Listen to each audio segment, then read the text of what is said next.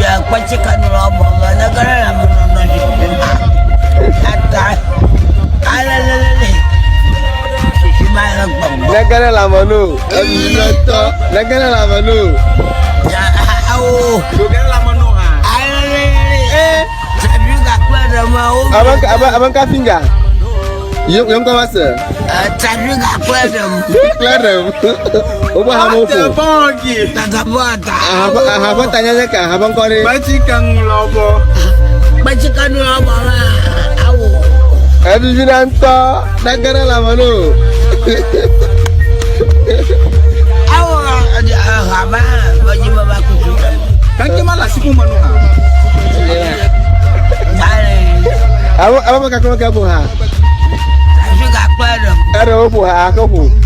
Oba, kwachikan robo. Kan kenya bacikan. Akpa Eva Love TV mi va do mi agbo agba le nkeke yi ke nye ejunwa etoni akpa nkeke wu agba ho nyare aluma gboba mblani nyare ike etu mi anwolo duko ebe duko ike nye mi onto mi apa chili mama ike ku mi akata mi nya ba jo yo na ba chili mama kwa nye amike pe nyawe didim le ya bala de share ji ike nye sesamba ta flachi le agba pe nkeke ma mega value ike enye mblani nya blibona pomo mama shama la Ghana du komo alo vani baji chili mama nya make ajawagba la apa chichi ma ajawagba eko collaboration alo wa lo dudu paple mula black amo ve o nye wo video to hiare ike video ya ku de Ghana card to video apa agododo ma chili mama bazo amerikanya popular magbo amerikanya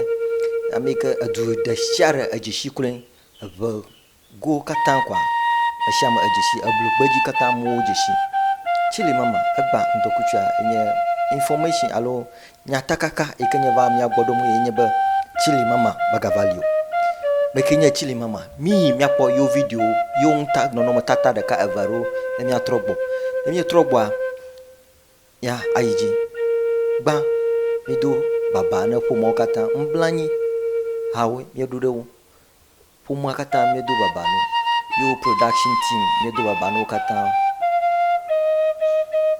mi akpo chili mama fa video de ka averura na mi trogwa yakora la kenyawe Mohamo ya kwachikan robo negara menonton kata alalele negara lama nu negara lama nu ya au Negara lama nu tapi gak keluar mau abang kafin gak yang kau masa tapi gak keluar Oba hamu fu. tak buat Abang tanya kan, abang kau ni. Bacikan lobo lah, au. Aduh jinanta, negara lama nu. Au, apa? Baju babaku juga. Kan kemana sih pun manu Abang kakak kamu ha. Tapi gak keluar. Ada opo ha, aku. Oba, kwachikan robo. Kan kenya bacikan. Superstar. Correct. No pungkungan. See my face before. No. Oh, laka. But no kasa kuma vin, ala kasa bo watira mu ma go stop on na. Correct. Ma stop on go na ma straight. Correct. Nyaka ba duan. Dada before. Yefo. O hanyo na ma. Ma gbegba topo. Ya pa mo. Odo. Ejo. Oli. Odanyi. Odo. Ah, novinho. Ada. Omo. Ali. Yedonyo. Ada. Mo tapo. Ma wi nya wa tapo. Nya ma kwa fa kan dia. Dia ama manyuna. O va ba ga le junu na ji ga ibore ka ba nya ga jin ma ton. Na ji ra kana na ma trot mo ko. Aba ba po. Ayo. Chiri. Awo. Untuk bisa gue. Sia Malaysia. Anak ke. Nanya anak kena. Letsa. Le malatsanya magala na mo. Ishanu ruvat kama na malango. Yenya macho. Awunia stop. Kok boleh aku malah lagi.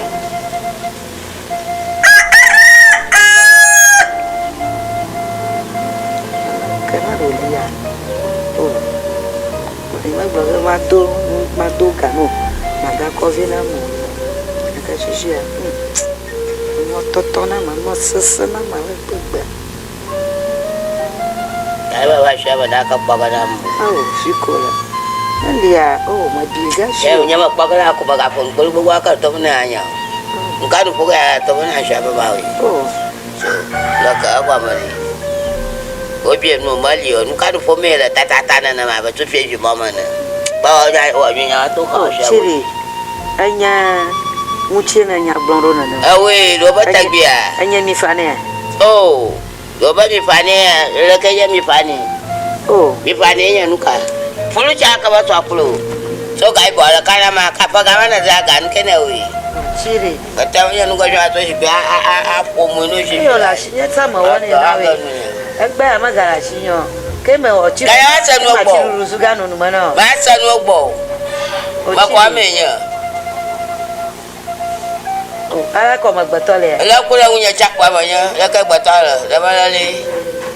Oh.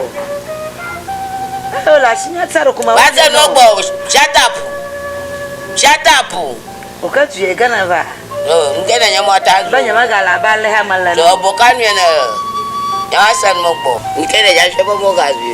Oh, Apa gaha na so zari. anwe o gashi. Oya wa san mo bo, bo so le gbe mo ara amani ma. Agba ko suna malala. Ya wa san Oh. le bo maka. Atsayo la shinya makone nuri. Atsayo la shinya na va. Kone nawe. Ya wa tanya ka gbo sisi nu e we mu ma gbo. Mi kpo kaka manyaura. Ah, lo. Anya mi fane. Asa e bu gbo. Do banya ha. Shut up. Nyama no mi fane. Baba, shut up. Mi fane ntoto batsana. So. Wo akpo mo ava chatsron. Ah, alo le. Oh, waya ono glome alo. Kama dia na zo fieru eva tu dadi ko. Tunya dadi ko ma. Eka o tai na kwero. E kwere di ya di gbo ha dotra. Ka na Ba ya san mo gbo. Po na mu nya haba mo to haba mi. Na lola malo jiro tsa. Kanya nya ni fani ntonto. Mama ko ma. Chiri hana va tu. Ba san nu ta kwa tutu na gbo nya le toto ga zo ni. Eh o gbo na le yen. Ayi. Afi hana adu ya va tu fo ta ko. Si ha. E kwere di. Onu utara. Yo la sinya mo re. Ko jo kata to ka nya nya mi. Ya tu ko anya ogwa na le nya mi fani ntonto. Mano ko ma. Nya manu nya ko ma chiri hana va tu ko zo. Sutare. Anu la ta o to chiri zo. Ono baba na lola ma lo fi o chanu manu a. Wa san mo gbo. So wa shi ba na yi. Chidi eva zo fi, eru eva to fonya dati koma. Ayo. Kama ala ole ya gama gbanu yen fafa. Do trona. Chili de mama, anya obabe anya wugero. Chili mayomla, dasinya mayom. Sika tutu na blayina. Oh, le kada buramna. Mama sasiara la nyama sasiara. Abibisa. Aku main Aku ada nyanya, majuri sabal ke babe babasa. Kali ko mo ga siya ko haya sa tutu. Chili kwina ma chili anya wuga. Kwina. Daga ita chama ko. Asaga. Masaga. Daga ita chama ko asaga. Kole ki mo ga siya ko ha. Kwina me. Ada kala sedi. Bakenozi. Ko na makara. Abara ko. Da gbogbo ya to ina gbo makara zaiji. Ble kanuzinchi. Wala mangro habara ko mako ha. Baba la serious ori na be asiko aka yashima. Katafa. Chili anya wuga. Anya wuga nyana kwa kwa Yawa wuga. gogo. Anya wuga. Aloko da to Majo kwa. shira ka. Barakaya se ori.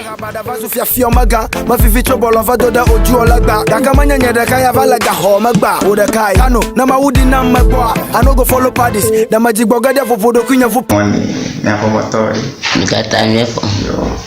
Bonye fafara. Oh. Devi aku fara ramna ya pama mana bobe ko. Amo ka ru pojinya. Oh. Amo ko gba afugba. Ye ya wu ni. Do lo ka fa kwa fo mo. Yo. Tak panas ya. Mami ulu. Isya nak panas ya. Maybe where? Jama meji. Jama meji. Yo, chilling. Edan ya ba ni hana. Original fa. Awe du ko jai ma. O ba papa nu ha, de be eto. Kala mi ewe eto papa nu. Afia na pleve ko. Te pa de titoya. Mi gbo po ga no. Suku wangu ito kakia ya. Ta afia na pleve ko. Sisi mo la ko ma da tarali. Original fa. Problem maraka. Mi ato mi hagara do mi tom. Ni ha. Yo, apa?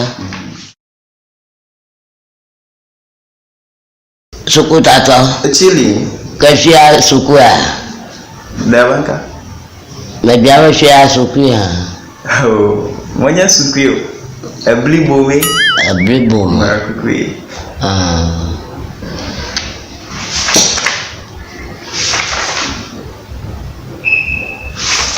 Abli bom baba. Kasia usrono. Uma sromo, ova dadimi. Anya dimi. Adimi, ova dana dimi. Ba bana flaga. Oh, balen ya flago. Ya bana flaga. Balichuru flaga mi ala. Balichuru. Mi ak balichuru flaga. Bonya ma kwa rasha. Au, tegli na flaga. Au, unami. Viwo bona sko e bia bia ba ya balichuru flaga na. Balichuru. Afatale kana nifuna bahati ma. Chile, marakuku gama mali fun ni awe chacha ko. Baba ma bia wa jinya kwari han ko. Balichuru flaga ma. Viwo de lako yona ni. Anko gwari mu shan. Daba Godwin. Baba gwari mu. Ayo. Otoku ya. Ka mabialo amagbato e. Cheba holwe. Leba viwo chimba hole. Baba cheba holwe igba ma. Ayo. Atoje ma shuba ya igba. Ka marakuku mabialo awo kule viwo fiare make bona suko daga. Aye bana daga. Yo. Problem ara kamali. Leka na nufu abara maya sukuta to abli wena yana. Ah, ka wona ava fia apo fia ga bia bo supere. Ke flamu ni anya yi. Abama. Oh, chili. Tagbaro ki onta. Oh, chili sukuta to ya. Oh, shut up. Stubborn. Anyema. Imano suko dele fikano. Tata buata. Ba touch my. Oh, Na tadi kwani nuko ya. Abama. Magavi wonko. Hata nubo. Mabwana ko kama sita. Asita yo. Oh, chili mi trova. Vivo ma suku mi hagolo. Apa ya po video mi trogbo. Chili mama. To boba achivo afiva nya ameke aduraja evaje shia. Magavali mi adomo egba. Ika anya nublaninya ba chili mama anya meke adon kuku amona magara. Na afaru motro na adukli dudu ado no afaru mo povai apa video mo wa anya ni ka atro mo pa wanau. Aka egba lanka kama chili mama magavalio. Chili mama mi agwagwa jaga acho indikanya mi gagara anya ko duama. Akparaba adere fumo katang mi akparaba lake mi awe akara fumo mi abia nuka tututu enyejo afi. Mi adada magawale mi agbo akpa